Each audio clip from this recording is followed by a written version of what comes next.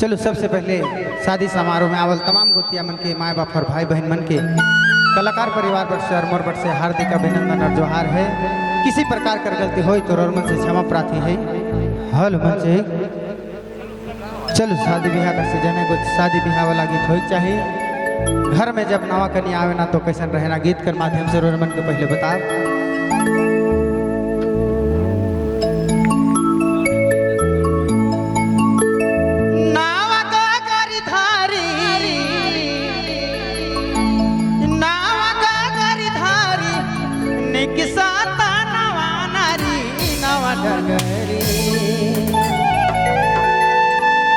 सेंदूरा नवा मांगे मुस्काता गोरिला जैसा गुजाता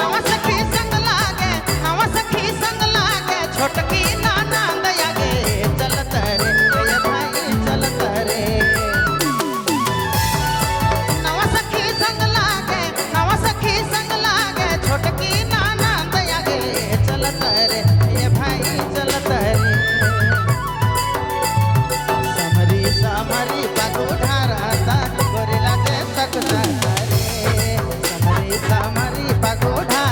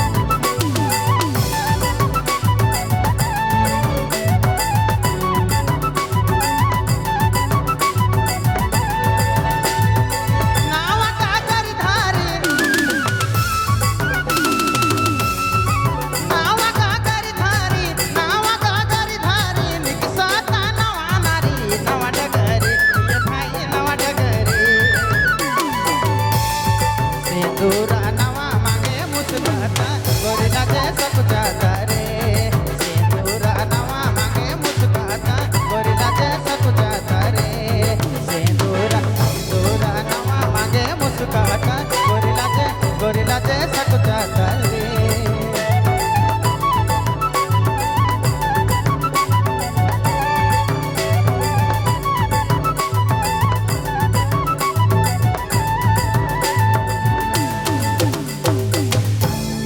हाय रे दूल्हा